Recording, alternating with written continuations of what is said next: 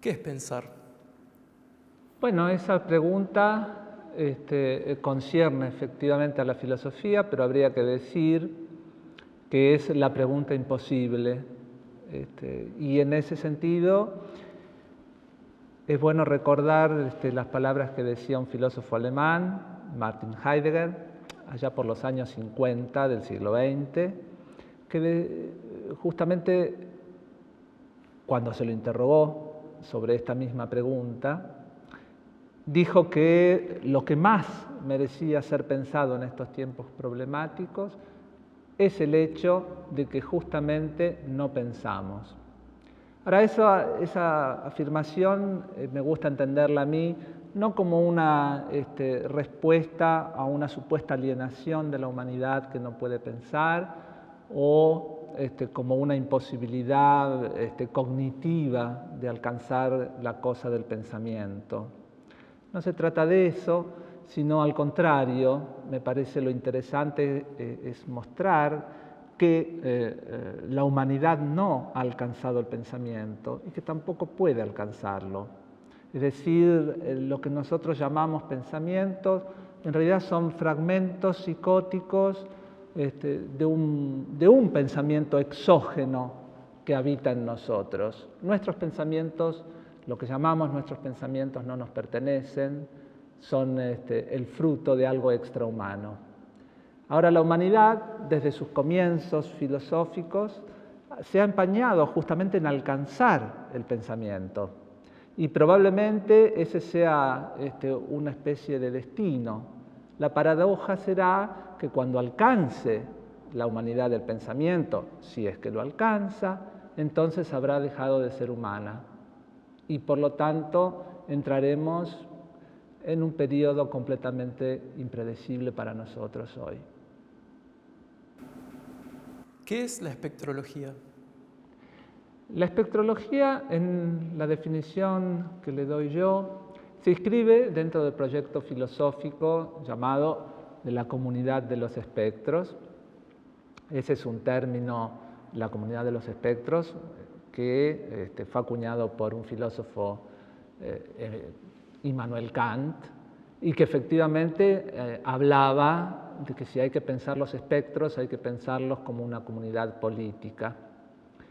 A partir de allí, la espectralidad en realidad es un horizonte de posibilidades filosóficas, es decir, a través de esa noción se abre un campo que trata de pensar justamente a contrapelo de lo que hoy se toma como casi un hecho dado, es decir, todo el pensamiento, la filosofía, incluso las artes, en gran parte tienden hacia diversas formas de materialismo, filosófico, teórico, artístico. La espectrología, al contrario, trata de pensar lo invisible, aquello que escapa a las definiciones de la materia, sea esta sensible, física o pensada de manera filosóficamente más tradicional.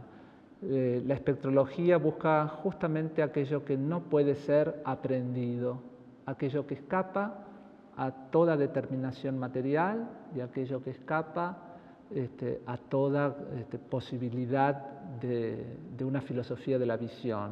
El espectro es invisible, es inaprensible, pero por otro lado es la tesis, nos determina, si se quiere, de una manera más estructural que en ninguna otra estructura material. En relación con eso, en 2012 vos escribiste un libro que para mí es una especie de manifiesto que se llama Más allá del principio antrópico, donde definís algunos conceptos centrales de tu filosofía que tienen que ver con lo que venías diciendo, ¿no? Entonces, ¿qué es el principio antropológico, el principio antrópico y lo que está más allá? El principio antropológico, que es el que deberíamos nombrar primero, responde a la concepción geodésica de la filosofía. Es decir, la filosofía siempre se ha pensado centrada dentro de Gea, dentro de la Tierra. Y dentro de la Tierra el hombre es el coronamiento de ese ecosistema. Y por lo tanto, el pensamiento geodésico, digamos, tiene su corolario en el pensamiento antropológico. Todo cuanto existe está de una u otra forma determinado para la existencia del hombre y se justifica en la existencia antropológica del hombre como fundamento. Se opera con la modernidad un desplazamiento, la ciencia cree operar un desplazamiento, sacando al hombre de la escena, cuestionando justamente su primacía dentro del ecosistema geodésico, cuestionando incluso la primacía de la Tierra como centro geodésico del cosmos. Sin embargo, subterráneamente lo que sobrevive es una forma de principio antropológico velado, que es lo que llamo el principio antrópico. La cosmología actualmente, en su mayor parte, diríamos, se mueve dentro de ese paradigma. ¿Qué implica ese paradigma antrópico? Justamente pensar que el cosmos, tal como lo conocemos hoy, existe en todas sus variables, digamos, si tomamos, por ejemplo, la teoría del Big Bang, todos los componentes que requieren la vida son generados en el Big Bang y por lo tanto, si se alteraran, la vida humana no sería posible. Por lo tanto, se trata en este caso concebir la cosmología como un destino para el cual la vida debe ser posible y la vida humana debe ser posible. Más allá del principio antrópico significa pensar la filosofía cuestionando ambos principios. ¿Qué pasa si prescindimos del hombre como destino, como fin y como fundamento del pensar filosófico? Eso es el outside, el afuera del hombre. Y entonces, en ese sentido, hay un planteo, digamos, de una especie de restitución de la filosofía, pero en clave postmetafísica, ¿no? Efectivamente, el intento en este caso, que me he propuesto llevar adelante, es realizar a la vez un movimiento histórico y un movimiento progresivo. Siempre la filosofía ha tenido esas dos dimensiones. Desde Aristóteles en adelante ha habido una intención de leer el pasado de la filosofía y al mismo tiempo llevar ese pasado de manera herética y sobre todo poco ortodoxa hacia adelante. Por lo tanto, ese gesto es el que trato de reproducir, digamos, seguir esa tradición filosófica.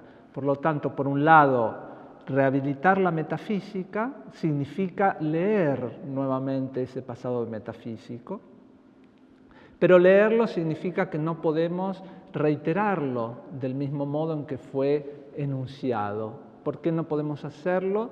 Porque los tiempos que corren nos exigen repensarlo todo nuevamente. Si tenemos que pensar todo nuevamente, es verdad que no podemos partir de una metafísica que el tiempo histórico y los desafíos de la ciencia moderna han cuestionado. De allí la necesidad de una postmetafísica. Postmetafísica significa que no es posible renunciar a la especulación, sino que esa especulación debe ser hecha nuevamente sobre bases especulativas, no metafísicas, es decir, cuestionando las categorías que la metafísica ha tenido a lo largo de su historia. Pero es imposible hacer una postmetafísica que no tome en cuenta una deconstrucción de la metafísica. Digamos que la postmetafísica lo que hace es dar vuelta el guante, poder observar su interior, poder descomponer los elementos del laboratorio y poder empezar, o si se quiere, a hacer una nueva partida de cartas, tener un mazo de cartas que debe ser, que debe producir un juego completamente nuevo. Es esperable que ese juego también traiga nuevos conceptos que la metafísica hasta ahora no ha podido albergar. Y por eso es una postmetafísica. Entonces nos toca pensar una filosofía de la extinción o una política poshumana. En efecto, el problema de la extinción es central en el modo que he abordado mi filosofía.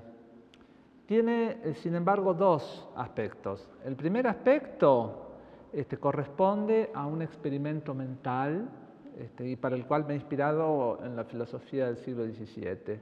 ¿En qué consiste ese experimento mental? Justamente en pensar cómo sería una filosofía posible en un mundo donde la humanidad estuviese extinguida. Es decir, sin humanos y, más aún, sin ninguna forma de vida.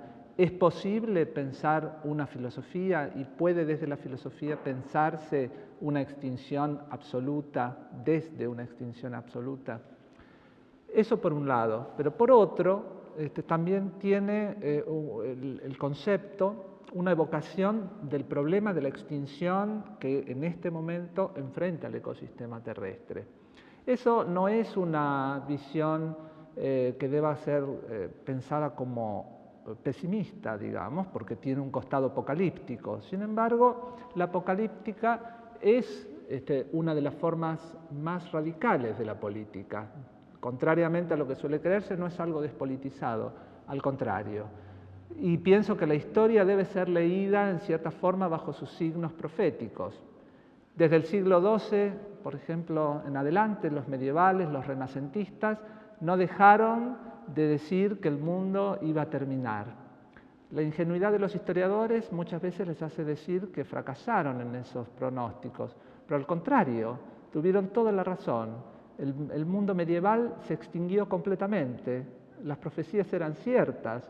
Lo que nunca podemos saber de una profecía histórica es efectivamente el sentido que va a tener hasta que ocurra.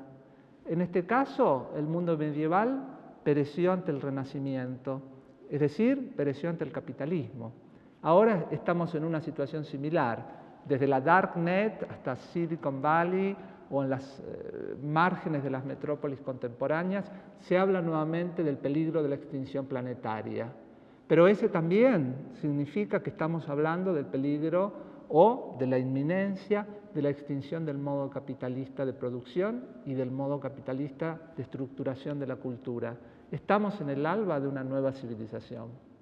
Muchas gracias. Muchas gracias a vos, Hernán.